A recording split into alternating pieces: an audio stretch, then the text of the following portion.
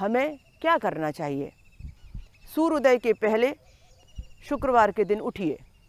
ये उपचार मैंने मेरे ज्योतिष के मार्गदर्शन के अनुसार मेरे सैकड़ों आने वाले यजमानों को कराया और सैकड़ों लोगों को उसका बारंबार मैंने इसका फल दिया।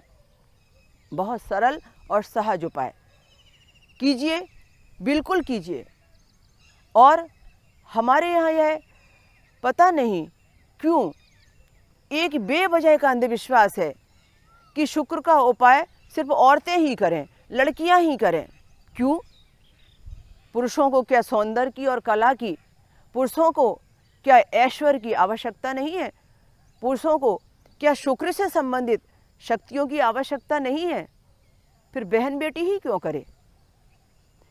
जो व्यक्ति जितना बीज बोएगा अपने पुण्यों का, अपने कर्मों का, वो उतनी ही उसकी फसल की प्राप्ति भी करेगा।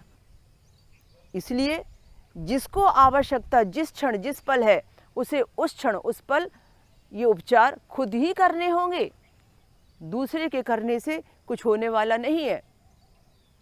आपके सुंदर शरीर के ऊपर में यदि किसी प्रकार के भी दाग धब्बे होते हैं, आपका सौंदर्य किसी कारण चोट के निशानों से खराब होने लगता है, आपके पूरे इस सौंदर्य रूपी शरीर पर किसी भी प्रकार का कोई ऐसा प्रॉब्लम है जिसमें आपको लगता है कि यह नहीं होता तो शायद हम ज़्यादा खूबसूरत दिखते, तो कीजिए शुक्र की आराधना, मनाइए सौंदर्य के मालिक शुक्र देवता को। निश्चित रूप से आप जो औषधि ले रहे होंगे, आप जो भी अपने लिए काम कर रहे होंगे, उसका लाभ आपको जरूर मिलेगा। तो मैंने आपसे उपाय की बात की थी। शुक्रवार के शुक्रवार 7 शुक्रवारी उपचार कीजिए। मैंने तो खाली औरंगाबाद महाराष्ट्र में आने वाले नवग्रह शांति पूजा में शामिल होने वाले या शनि शांति पूजा में भाग लेने वाले लोगों को ही नहीं, ऑनलाइन जितने भी लोग मुझे शुक्र से प्रभावित व्यक्ति मिले, मैंने उनको बार बार प्रिंट कर कर के मैटर ये पोस्ट करके उनको उपचार कराया। तो सुबह आपको सूर्योदय के पहले उठना है और गरम गरम गेहूं के आटे की 2 रोटियां बनानी है। बासी रोटी नहीं चलेगी। आपको जल्दी उठना होगा, स्नान करके 2 रोटियां तैयार करनी होंगी। उस पर घी लगाइए। घी लगाने के बाद में उसके ऊपर में 1-2 चम्मच शक्कर रखिए, यानी सफ़ेद। ये सब चीज़ें शुक्र को प्रिय हैं। घी भी प्रिय है, हर मीठी चीज़ प्रिय है, और आटा भी सफ़ेद होता है। सूर्योदय के पहले मौन रखकर आपने जब ये नैवेद्य तैयार किया तो शुक्र देवता से प्रार्थना करें, महालक्ष्मी से आराधना करें कि आप प्रसन्न होवे और मैं शुक्र की शांति के लिए जो ये उपचार कर रही हूँ वो मेरा स्वीकार करें।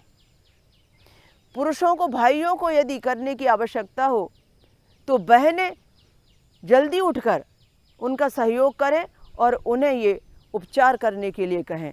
आपकी गृहस्थी यदि खराब हो रही है तो इसका मतलब है इसका रिलेशन शुक्र से है, सप्तमेश शुक्र से है।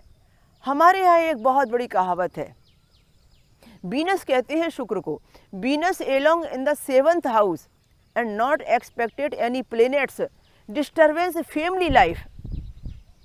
हमारी फैमिली लाइफ तब डिस्टर्ब हो जाती है जब शुक्र देवता 7वें स्थान पर खुद स्वग्रही होकर विराजमान होते हैं और दिया तले अंधेरा का सिद्धांत बनाते हैं। उस समय भी इसी उपचार को करने से गृहस्थी बचती है, गृहस्थी टूटने से बचती है। पर करेगा कौन? वही जो तकलीफ में है, जिसे परेशानी है, उपचार भी वही करेगा।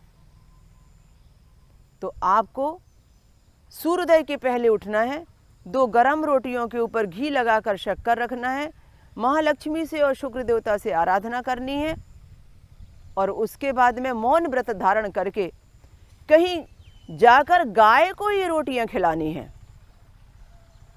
गौ माता को रोटियां खिलाते समय प्रार्थना करनी है कि अमुक अमुक दोष के निवारण के लिए जो 7 शुक्रवार को हमने ये करने का संकल्प लिया है वह हमारा सेवा भाव स्वीकार हो और 7 शुक्रवार में हमें इसका फल मिले। आप चमत्कार पाएंगे, आपको बड़ा आश्चर्य होगा। हमने तो सास बहू के झगड़े मिटाने के लिए, बेटी दामाद की सुलह कराने के लिए, बहू बेटे के रिलेशन अच्छे करने के लिए शुक्र देवता से संबंधित ये उपचार कराकर अपार खुशियाँ घरों में देखी हैं। तो आपको ये उपाय जरूर करना चाहिए। अरे मैं अपना एक संस्मरण आपको बताती हूँ।